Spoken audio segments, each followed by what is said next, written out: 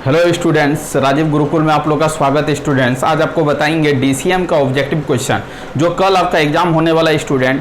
तो इस तरह का ऑब्जेक्टिव क्वेश्चन आपको एग्जाम हॉल में देखने को मिलेगा स्टूडेंट। तो हम पिछले क्लासेस में क्या किए थे, डिजिटल इलेक्ट्रॉनिक्स का ऑब्जेक्टिव बता दिए थे कि डिजिटल इलेक्ट्रॉनिक्स में किस तरह का ऑब्जेक्टिव आपको एग्जाम हॉल में पूछने का संभावना है स्टूडेंट, क्योंकि आपका ऑब्जेक्टिव पूछा जा रहा है, 8 प्रॉब्लम पूछा जा रहा है, 16 नंबर का ऑब्जेक्टिव भी पूछा जा रहा है। तो आप ऑब्जेक्टिव को बढ़िया तरह से कवर करना है जिससे आप 16 में 16 उठा पाओ, तो आपका नंबर क्या हो जाएगा, बहुत ज़्यादा इंक्रीज कर जाएगा और आप बढ़िया नंबर ला सकते हो इस पेपर में। ये पेपर आप बहुत ही अच्छा स्कोर कर सकते हो स्टूडेंट। तो चलो देखते हैं कि ऑब्जेक्टिव का प्रॉब्लम किस तरह आपका एग्जाम हॉल में देखने को मिल सकता है। चलो स्टूडेंट, एक एक करके ऑब्जेक्टिव को हम लोग डिस्कशन करते हैं और उसका पूरा डिटेल जानकारी लेते हैं कि इतना सारा ऑब्जेक्टिव में पूरा मतलब माइक्रो प्रोसेसर को कवर करेंगे और सभी ऑब्जेक्टिव को कवर करने का कोशिश करेंगे। मेरा उम्मीद है स्टूडेंट, जैसे आपका डीसीएम है तो digital circuit and micro processor, उसमें 8 ऑब्जेक्टिव आएगा। तो 4 गो ऑब्जेक्टिव आपका रहेगा डिजिटल इलेक्ट्रॉनिक्स से और 4 गो जो ऑब्जेक्टिव रहेगा वो माइक्रो प्रोसेसर से रहेगा। मतलब 4 मिला के 8 होगा। इसका मतलब 4 जो रहेगा डिजिटल से, 4 रहेगा माइक्रो प्रोसेसर से। तो 4 जो प्रॉब्लम रहेगा माइक्रो प्रोसेसर से, तो इसी से रहेगा स्टूडेंट। इस तरह का कॉन्सेप्ट पर आपका प्रॉब्लम देखने को मिलेगा। तो चलो एक एक करके हम लोग क्या करते हैं, प्रॉब्लम को डील करते हैं, इसका कॉन्सेप्ट को भी सीखते हैं। चलो स्टूडेंट देखते हैं। The number of pin of 8085 micro processor, आपसे पूछ रहा है कि 8085 माइक्रो प्रोसेसर में पिन कितना होता है। तो आपको बताए थे कि 8085 माइक्रो प्रोसेसर में जो पिन होगा तो कैसे याद रखना है, 8085 है तो 80 को 2 से डिवाइड कर देना है। ये वाला डाटा को उठाना है, 80 को 2 से डिवाइड करना है, जो आपका आएगा डिवाइड करके वही आपका क्या होगा, पिन होगा। इसको हम लोग शॉर्टकट में याद रखेंगे। 80 को 2 से भाग देंगे, जितना आएगा वही आपका क्या होगा, 8085 माइक्रो प्रोसेसर का क्या होगा, पिन होगा। तो कितना भाग आ रहा है, 40। इसका मतलब 8085 माइक्रो प्रोसेसर में जो आपका पिन होगा वो आपका क्या होगा स्टूडेंट, 40 पिन होगा। आपको याद रखना है, ठीक है। अब आपसे पूछ सकता है कि माइक्रो प्रोसेसर में आपका कुछ पिन आपका इनवर्ड होता है और कुछ पिन आउटवर्ड होता है। जो आउटवर्ड मतलब बाहर की तरफ जो पिन का डायरेक्शन होगा उसको आउटवर्ड बोलेंगे, और जो पिन इनवर्ड रहेगा माइक्रो प्रोसेसर 8085 के अंदर रहेगा उसको इनवर्ड बोलेंगे। तो आउटवर्ड जो पिन होता है स्टूडेंट वो आपका क्या होता है, 27 होता है, और इनवर्ड जो होता है वो आपका क्या होता है, 21 होता है। ये भी आपको याद रखना है कि आपसे पूछेगा कि number of pin outward of 8085 micro processor, तो आपका आंसर देना 27, और आपका इनवर्ड जो होगा वो आपका टोटल क्या होगा, 21 होगा। टोटल पिन जो होगा वो आपका क्या होगा, 40 होगा। तो यहां पर पूछ रहा है कि 8085 माइक्रो प्रोसेसर में टोटल पिन कितना होता है, तो आपको आंसर देना 40। तो ये पिन आपको समझना है स्टूडेंट कि ये आपका 40 गो पिन होता है। अब देखो स्टूडेंट, माइक्रो प्रोसेसर 8085 में आपका जो डाटा लाइन होता है वो आपका क्या होता है, डाटा लाइन आपका 8 होता है, और एड्रेस लाइन कितना होता है, 16 होता है। ये भी आपसे पूछा जा सकता है कि 8085 माइक्रो प्रोसेसर में डाटा लाइन कितना होता है। तो डाटा लाइन आपको याद रखना है 8 होता है, और एड्रेस लाइन कितना होता है आपका, 16 होता है। ये चीज आपको याद रखना है स्टूडेंट। अब आपसे ये भी पूछा जा सकता है कि लोअर ऑर्डर का एड्रेस लाइन और डाटा लाइन को हम लोग क्या करते हैं, तो एक साथ मल्टीप्लेक्सिंग करके एक ही पिन में दोनों को शो करते हैं स्टूडेंट, एड्रेस लाइन और डाटा लाइन को। लोअर ऑर्डर का एड्रेस लाइन और डाटा लाइन को एक साथ क्या करते हैं, मल्टीप्लेक्सिंग कर देते हैं।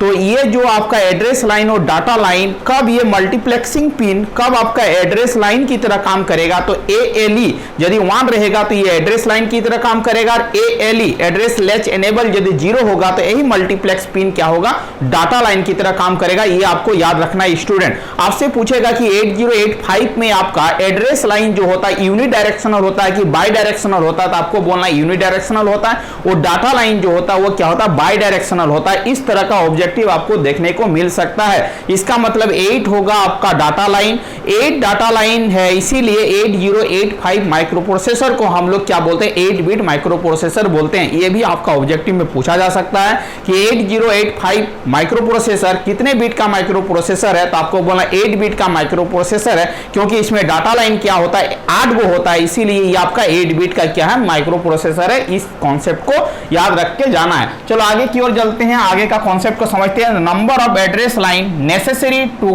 Connect 8K memory chip is. अब देखो एड्रेस लाइन कितना होगा यदि आपका मेमोरी चिप का साइज क्या हो, 8K हो। इसका मतलब स्टूडेंट यहाँ पर क्या है, 8K है। सीधे सीधे याद रखना है K का मतलब क्या होता है, तो K का मतलब होता है 2K पावर कितना होगा, 10 होगा। 2K पावर 10 का मतलब क्या होता है, 1K होता है। इसका मतलब 8K है तो 8 गुना K का पावर, K का मतलब क्या होगा, 2K पावर 10 होगा। तो 8 गुना 2K पावर 10 हो गया। अब यदि 8 को आप 2K फॉर्मेट में लिखोगे तो 2K पावर 3 गुना क्या हो जाएगा, 2K पावर 10 हो जाएगा। ये आपका दोनों बेस क्या समान है तो पावर आपका ऐड हो जाएगा तो आपका क्या हो जाएगा, 13 हो जाएगा। वही आपका क्या होगा, नंबर ऑफ एड्रेस लाइन होगा जो 2K पावर में रहेगा। तो यहाँ पर 2K पावर कितना आ गया, 13 आ गया। तो आपका number of address line necessary to connect 8K memory chip, मतलब कितना नेसेसरी आपका एड्रेस लाइन होना चाहिए, वो आपका क्या हो जाएगा, 13 हो जाएगा। कैसे करना है फिर से बता रहे हैं। K का मतलब होता है 2K पावर 10, 8 को 8 ही लिखना है, 8 गुना 2K पावर 10। अब देखो 8 को 2K फॉर्मेट में लिखना है तो 2K पावर क्या होगा, 3 गुना 2K पावर 10। अब क्या करना, ऊपर वाला पावर ऐड हो जाएगा क्योंकि बेस आपका सेम है तो 2K पावर क्या होगा, 13 होगा। 2K पावर में यहाँ पर कितना आ रहा है, 13 आ रहा है। इसका मतलब एड्रेस लाइन जो होगा वो आपका क्या होगा, 13 होगा क्योंकि 2K पावर कितना है, 13 है। इसीलिए आपको इसी तरह करके इस प्रॉब्लम को क्या करना है, सॉल्विंग करना है। तो इस प्रॉब्लम का आंसर क्या हो जाएगा, 13 हो जाएगा। चलो स्टूडेंट यदि यहाँ पर 64 दिया जाता तो आप क्या करते, तो 64 दिया जाता तो क्या करते, 2 दूनी 4, 4 दूनी 8, 8 दूनी 16, 16 32, 32 64, मतलब क्या हो जाता आपका 64K रहता। तो आप ही बताओ तो ये क्या हो जाता, 2K पावर क्या हो जाता, 6 हो जाता। ये 2K पावर क्या हो जाता, 10 हो जाता। तो ये आपका क्या हो जाता, 2K पावर 16 हो जाता। और एड्रेस लाइन क्या हो जाता, 16 हो जाता है क्योंकि 2K पावर 6 का मतलब क्या होता है, 64 होता है। K का मतलब 2K पावर 10 होगा, 10 प्लस 6 क्या होता है, 16 होता है। तब इस प्रॉब्लम का आंसर क्या हो जाता, 16 हो जाता यदि यहाँ पर 64K मेमोरी चिप दिया जाता तब। इसका मतलब यहाँ पर क्या होगा, 13 होगा। इस तरह करके हम लोग क्या करेंगे, प्रॉब्लम को सॉल्विंग करेंगे। एग्जाम हॉल में इस वैरायटी का प्रॉब्लम आएगा तो इसी पैटर्न में क्या करना है, सॉल्विंग करना है। चलो आगे का प्रॉब्लम देखते हैं, आगे का प्रॉब्लम को भी सीखते हैं। अब देखो in 8085 microprocessor how many interrupt are maskable, मतलब 8085 माइक्रोप्रोसेसर में जो इंटरप्ट है उसमें इंटरप्ट में कितने मास्केबल हैं, वो आपसे पूछ रहा है कि कितने आपका मास्केबल है। तो चलो देखते हैं, स्टेप बाय स्टेप देखते हैं, पूरा कॉन्सेप्ट को ही इससे समझते हैं कि यहां से यदि प्रॉब्लम आएगा तो एक भी प्रॉब्लम नहीं छूटना चाहिए। चलो देखते हैं। अब देखो ये इस प्रॉब्लम को सॉल्व करते हैं। ये प्रॉब्लम क्या बोल रहा है, अब देखो in 8085 microprocessor how many interrupt are maskable. तो 8085 में आपका इंटरप्ट कितना होता है, तो इंटरप्ट का 2 पार्ट है स्टूडेंट, आपको इस तरह करके ही समझना है। पूरा डिटेल इसका थोड़ा सा हम बता दे रहे हैं कि इंटरप्ट 2 तरह का होता है। एक होता है आपका हार्डवेयर इंटरप्ट, एक क्या होता है सॉफ्टवेयर इंटरप्ट। हार्डवेयर और एक क्या सॉफ्टवेयर होता है, ठीक है। अब देखो यहां पर आपका हार्डवेयर जो होगा स्टूडेंट, एक होगा आपका ट्रैप, याद रखोगे ट्रैप, एक होगा आपका RST 7.5, एक होगा आपका RST 6.5, एक होगा आपका RST 5.5 और एक होगा आपका INTR, ठीक है।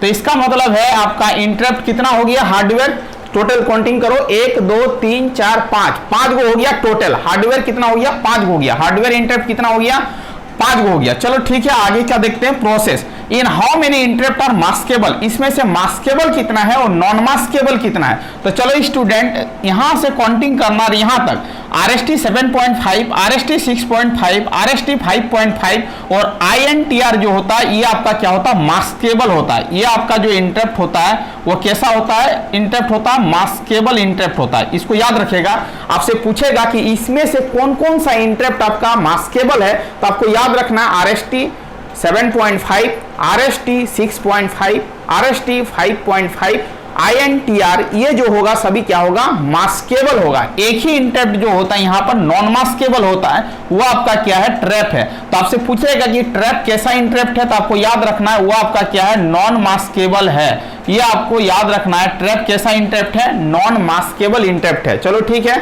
अब देखो यहां से ये क्लियर हो गया कि आपका मास्केबल कितना होगा, तो 1 2 3 4। तो आपसे पूछ रहा है कि 8085 माइक्रो प्रोसेसर में how many interrupt are maskable, तो आंसर कितना हो जाएगा, 4 हो जाएगा। टोटल आपका 5 इंटरप्ट है हार्डवेयर, उसमें से 4 आपका क्या है, मास्केबल है, एक इंटरप्ट आपका नॉन मास्केबल है, वो आपका क्या है, ट्रैप है। याद रखोगे, एग्जाम में काम देगा।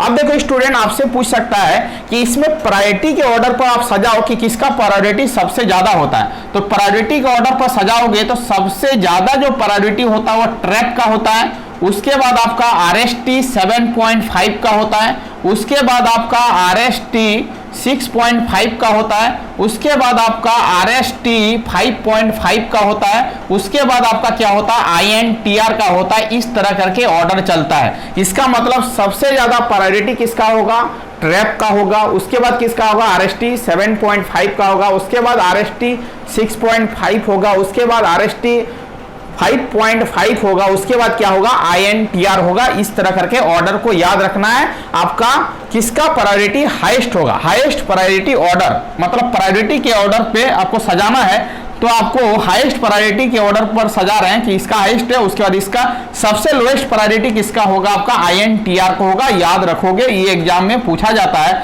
कि इसको आप प्रायोरिटी के ऑर्डर पर सजाओ। ये आपका क्या है, डिक्रीजिंग ऑर्डर में प्रायोरिटी को सजाएं, क्योंकि आपका ये हाईएस्ट है, सबसे लोएस्ट क्या ये है। यदि इंक्रीजिंग ऑर्डर में सजाना होगा तो सबसे पहले ये होगा, उसके बाद ये होगा, इसके बाद ये होगा, इसके बाद ये होगा, इसके बाद ये होगा। तो आपका ट्रैप जो होगा वो हाईएस्ट प्रायोरिटी वाला इंटरप्ट होगा, INTR जो होगा वो आपका लोएस्ट प्रायोरिटी वाला इंटरप्ट होगा। चलो आप देखते हैं 4 नंबर प्रॉब्लम को देखते हैं। Which of the interrupt has highest priority, तो हाईएस्ट प्रायोरिटी में किसका आ जाएगा, आपका ट्रैप आ जाएगा। यही आपका लोएस्ट प्रायोरिटी बोलता है तो आपका क्या हो जाता है, INTR हो जाता है। इसी तरह करके प्रॉब्लम को घुमा घुमा के पूछेगा तो आपको क्या करना है, सॉल्व करना है। ठीक है, अब चलो यहां से आपका क्या क्या प्रॉब्लम पूछ सकता है वो भी हम बता दे रहे हैं। ये आपका इंटरप्ट बेहद इंपॉर्टेंट है, यहां से आपको प्रॉब्लम देखने को मिलेगा, 100% श्योर है। अब देखो प्रायोरिटी के ऑर्डर पर हमने सजा दिया। अब आपसे पूछेगा कि वेक्टर इंटरप्ट कौन कौन सा है, वेक्टर और नॉन वेक्टर। ये भी आपको याद रखना है कि वेक्टर इंटरप्ट इसमें कौन है और नॉन वेक्टर इंटरप्ट किस कौन है। तो कुछ नहीं है, ऊपर से लेके 4 तक जो होगा वो वेक्टर होगा। तो ट्रैप जो हो जाएगा वो आपका क्या होगा, वेक्टर होगा। RST 7.5, RST 6.5 और आपका RST 5.5, ये सब क्या है, वेक्टर इंटरप्ट है। याद रखना, ट्रैप को भी दूसरा नाम बोलते हैं RST 4.5। याद रखोगे, ट्रैप या RST 4.5 दोनों एक ही है।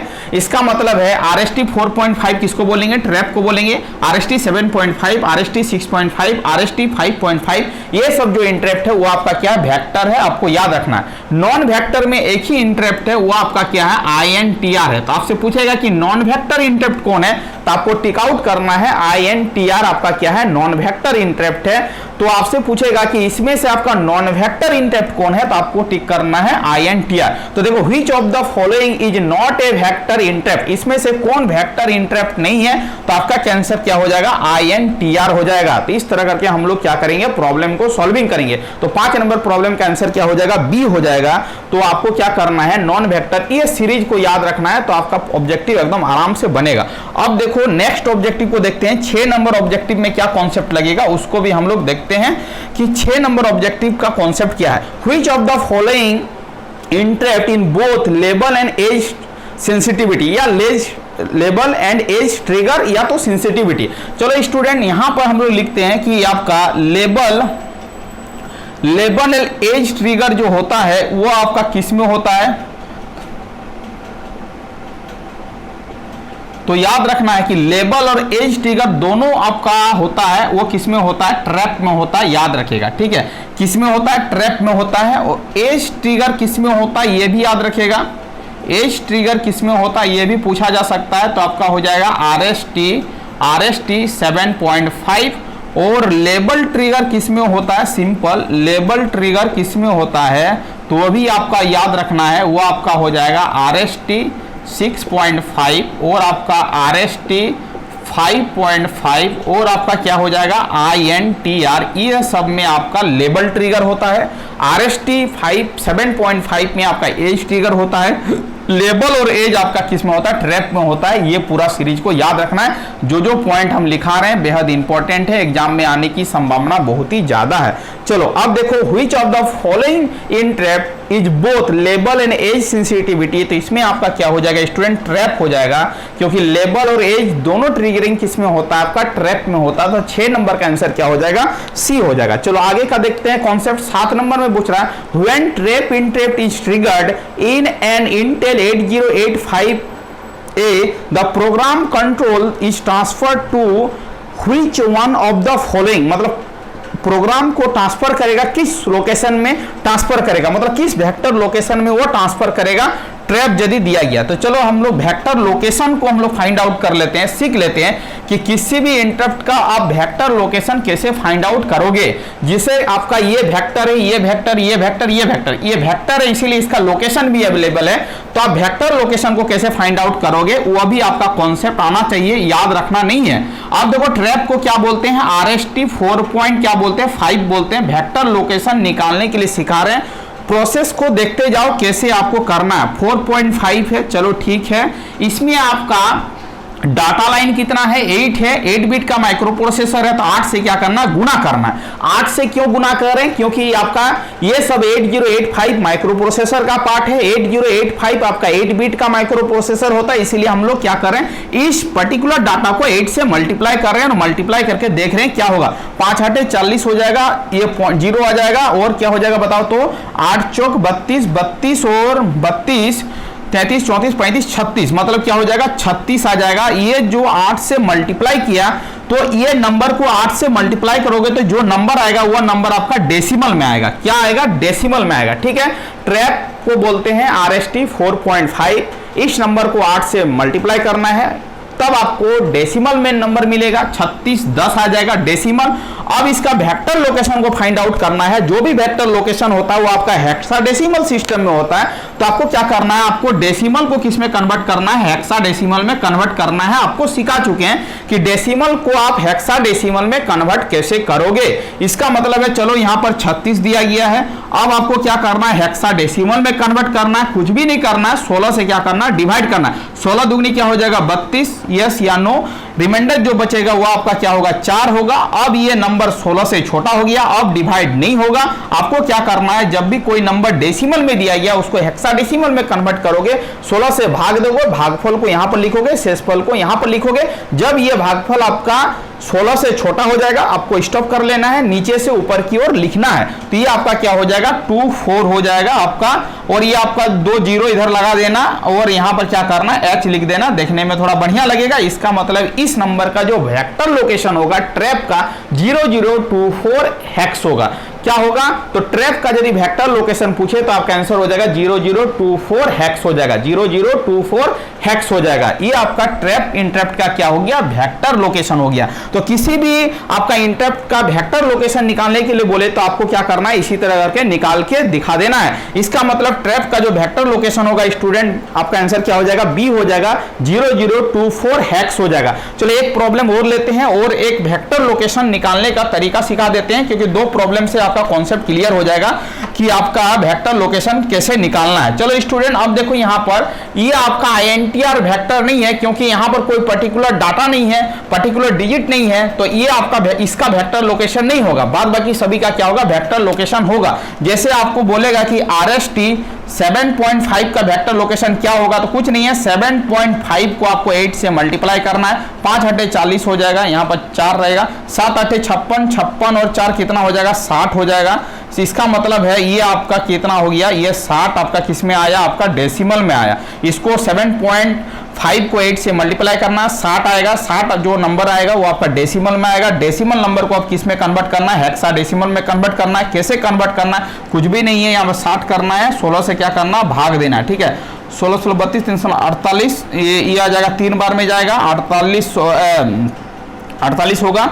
और 48 होने के बाद आपका ये 60 हो गया, ये 48 हो गया, रिमाइंडर की आपका 2 बचेगा, यहाँ पर 1 बचेगा, मतलब ए को हम लोग लिखते हैं 10, बी को लिखते हैं 11, सी को लिखते हैं 12, तो यहाँ पर कितना बचेगा, सी बचेगा। यस या नो, रिमाइंडर आपका 12 बच रहा है। 12 को आपको किससे रिप्रेजेंट करना है, सी से रिप्रेजेंट करना है। ये नंबर 16 से छोटा हो गया, इसको लिखने का तरीका क्या होगा, 3C होगा। क्या होगा, 3 और C होगा, इधर 2 जीरो लगा देना अपने मन से। ये आपका क्या हो जाएगा, वेक्टर लोकेशन हो जाएगा।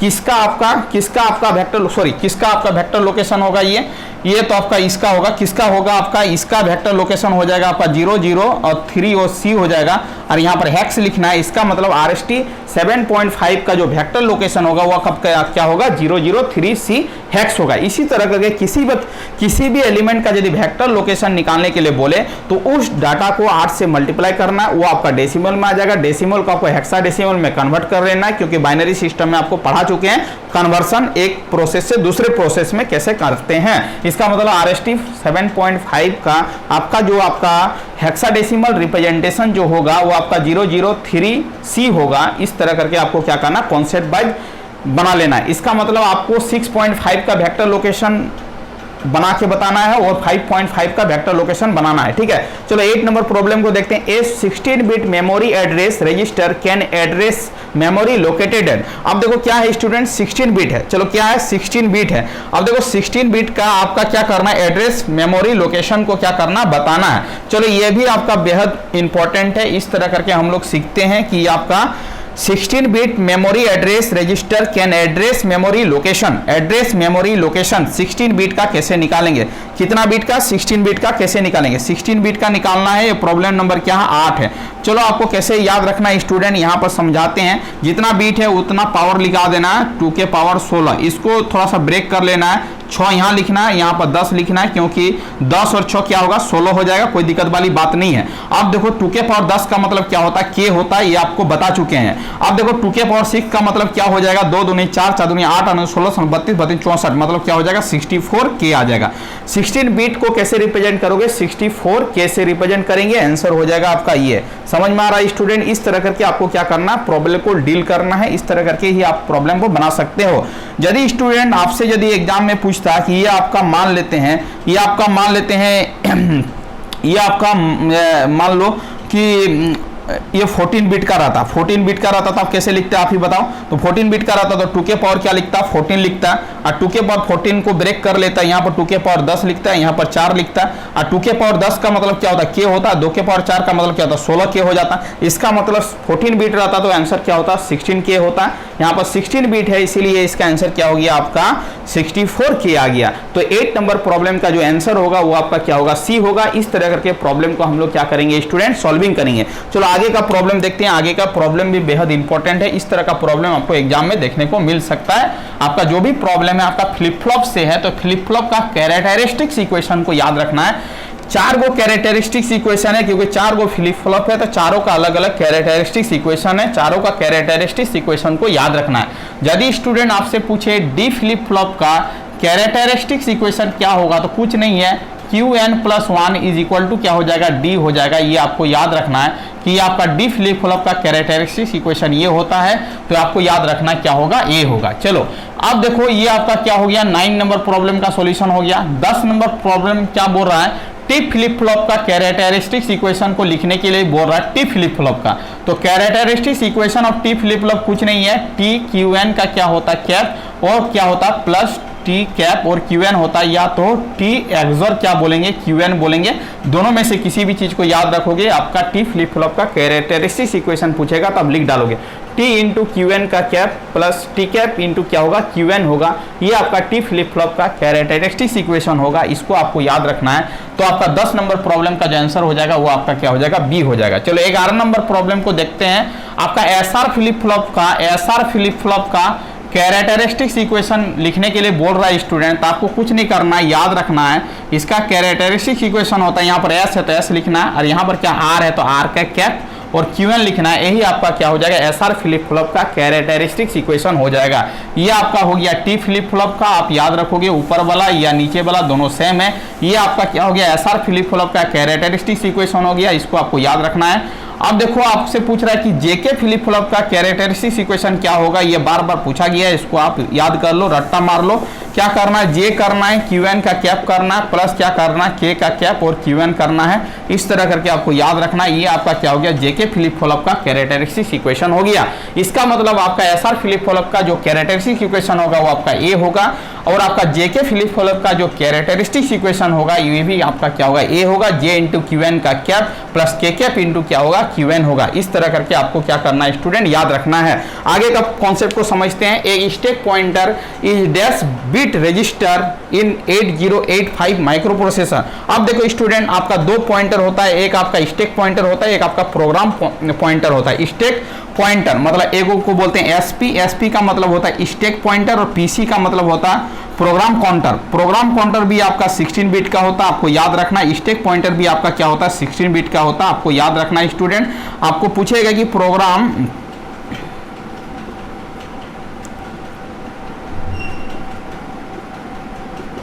काउंटर कितना का होता है, तो 16 बिट का होता है, और आपका स्टैक पॉइंटर कितना होता है, तो आपको याद रखना है स्टैक पॉइंटर भी जो होता है आपका क्या होता है, 16 बिट का होता है। क्या होता है, 16 बिट का होता है। ये दोनों कॉन्सेप्ट को याद रखना है, यहाँ से ऑब्जेक्टिव देखने को मिल सकता है। Program counter 16 bit, stack pointer 16 bit. इसका मतलब स्टैक पॉइंटर पूछ रहा है, आपका क्या हो जाएगा, 16 हो जाएगा। अब देखो 14 नंबर प्रॉब्लम क्या बोल रहा है, dash signal is used to separate the multiplex address and data line. अब देखो स्टूडेंट, लोअर ऑर्डर का जो एड्रेस रहता है वो मल्टीप्लेक्स क्या हो रहता है, कैसे, आपका AD0 से लेके आपका क्या होता है AD7 तक होता है। इसका मतलब ये सब पिन एक साथ क्या है, मल्टीप्लेक्स किया गया है। एड्रेस लाइन और डाटा लाइन को आपको एक साथ क्या किया है, मार्ज किया है, क्योंकि पिन की संख्या क्या हो जाए, कम हो जाए। माइक्रो प्रोसेसर 8085 में पिन की संख्या को कम करने के लिए लोअर ऑर्डर का एड्रेस को डाटा के साथ क्या किया, मल्टीप्लेक्स किया गया है। इसका मतलब स्टूडेंट AD0 से AD7 ये जो पिन है कब आपका एड्रेस लाइन की तरह काम करेगा और कब आपका डाटा लाइन की तरह काम करेगा, आपको समझना होगा। वो आपको डिसाइड करेगा ALE, address latch enable. Address latch enable यदि स्टूडेंट 1 होगा तो यही पिन आपका क्या होगा, एड्रेस लाइन की तरह काम करेगा। किस तरह काम करेगा, एड्रेस लाइन की तरह काम करेगा। और यदि ALE का वैल्यू यदि 0 हो जाए तो यही लाइन, यही पिन आपका क्या होगा, डाटा लाइन की तरह काम करेगा। आपको याद रखना है, एग्जाम के लिए बेहद इंपॉर्टेंट कॉन्सेप्ट है। तो एड्रेस लैच एनेबल, इसका फुल फॉर्म होता है एड्रेस लैच एनेबल। यदि 1 होगा तो मल्टीप्लेक्सिंग जो पिन है वो पिन आपका एड्रेस लाइन की तरह काम करेगा। यदि ALE का वैल्यू 0 होगा तो वो पिन आपका क्या होगा, डाटा लाइन की तरह काम करेगा। इसका मतलब इस प्रॉब्लम का आंसर क्या हो जाएगा, एड्रेस लैच एनेबल। अब देखो नेक्स्ट प्रॉब्लम को देखते हैं। एक byte is equal to how many bit, मतलब एक बाइट इज इक्वल टू कितना बीट होता है, ये आपसे पूछ रहा है। तो ये भी कॉन्सेप्ट आपको समझना है स्टूडेंट की एक बाइट में कितना बीट होता है। तो एक बाइट में जो होता है आपको याद रखना है 8 बीट होता है। ये आपका एग्जाम में पूछा जा सकता है। 1 निबल इज इक्वल टू कितना बीट होता है, तो आपको याद रखना है 4 बीट होता है। इसका मतलब एक byte is equal to 8 bit और एक निबल इज इक्वल टू क्या होगा, 4 बीट होगा। तो एक बाइट इज इक्वल टू कितना बीट होगा, तो आपको याद रखना है 8 बीट होगा। चलो 16 नंबर प्रॉब्लम को देखते हैं। Intel 8085 is a dash bit micro processor. इसमें 8 डाटा लाइन है, इसीलिए इंटेल 8085 जो होता है 8 बिट माइक्रो प्रोसेसर होता है। कितना बीट होता है, 8 बिट माइक्रो प्रोसेसर होता है। आंसर हो जाएगा आपका ए। ये प्रॉब्लम आपका बेहद इंपॉर्टेंट है, ये आपका एग्जाम में पूछने की संभावना बहुत ज्यादा है। इसका मतलब है नेक्स्ट प्रॉब्लम को देखते हैं स्टूडेंट। लास्ट प्रॉब्लम है वो आपका 17 नंबर प्रॉब्लम है। तो आपसे पूछेगा कि 8085 माइक्रो प्रोसेसर में क्लॉक फ्रीक्वेंसी को जनरेट करने के लिए आप क्या यूज करते हो। तो आपको बोलना है क्लॉक फ्रीक्वेंसी को जनरेट करने के लिए हम लोग एक क्रिस्टल ऑसिलेटर का यूज करते हैं। जो क्रिस्टल ऑसिलेटर जो होता है वो लगभग 6 मेगाहर्ट्ज फ्रीक्वेंसी को क्या करता है, जनरेट करता है। इसमें 2 क्लॉक सिग्नल रहता है, X1 और X2। इसका मतलब the clock frequency of 8085 micro processor वो आपका क्या हो जाएगा, around the figure of the 3.125 megahertz होगा। ये आपको याद रखना है। 3 भी रहेगा तो वो भी चलेगा। तो आपसे यहाँ पर दिया गया 3.125 मेगाहर्ट्ज, तो उसी को टिक करना है। The clock frequency of 8085 micro processor, 8085 microprocessor में आपका क्लॉक फ्रीक्वेंसी कितना होता है, तो आपको याद रखना है 3.125 मेगाहर्ट्ज। इस तरह का क्लॉक फ्रीक्वेंसी को आपको जनरेट करने के लिए माइक्रो प्रोसेसर में आपका किस तरह का ऑसिलेटर का यूज करते हो, तो आपको बोला क्रिस्टल ऑसिलेटर का यूज करते हैं, जो आपका इस रेंज का फ्रीक्वेंसी को जनरेट करके देता है। आपका ये जो क्लॉक प्लस होता है, दो पॉइंट होता है, 2 स्लॉट होता है, तो एक में कितना आ जाएगा, अराउंड द अप्रोक्सीमेट 3 और 3 से थोड़ा ज़्यादा जाएगा तो यहाँ पर ऑप्शन हो जाएगा 3.125 मेगाहर्ट्ज। तो clock frequency of 8085 micro processor पूछे तो आपको बोल देना है 3.125 मेगा हर्ट्ज होगा। क्या होगा? मेगा हर्ट्ज होगा। इस तरह करके ऑब्जेक्टिव प्रॉब्लम आपका एग्जाम हॉल में देखने को मिल सकता है। ये पूरा ऑब्जेक्टिव का सेट था, 17 गो प्रॉब्लम का सेट लाए थे। इस तरह का प्रॉब्लम में से ही आपका 4 या 5 प्रॉब्लम आ सकता है स्टूडेंट। माइक्रो प्रोसेसर में ऑब्जेक्टिव यही था, यही आपका इंपॉर्टेंट ऑब्जेक्टिव है। ये सब क्वेश्चन हम लोग प्रीवियस ईयर का क्वेश्चन पेपर से सिलेक्शन करके ही यहाँ पर डील कर रहे हैं। इस तरह का क्वेश्चन आपका प्रीवियस ईयर में पूछा गया है, तो इस तरह का पैटर्न का प्रॉब्लम ही आपका सामने वाला एग्जाम कल देखने को मिलेगा स्टूडेंट। आपको क्या करना, ये सब प्रॉब्लम को बढ़िया ढंग से क्या करना, प्रिपरेशन करके आना है। Thank you student. वीडियो की एंड करते हैं। आप यदि चैनल में नए आए थे, चैनल को क्या कर लीजिएगा स्टूडेंट, सब्सक्राइब कर लीजिएगा, जिससे आपको इस तरह का न्यू वीडियो मिल सके, आप ज़्यादा से ज़्यादा बेनिफिट उठा सको। Thank you student. Vande Mataram.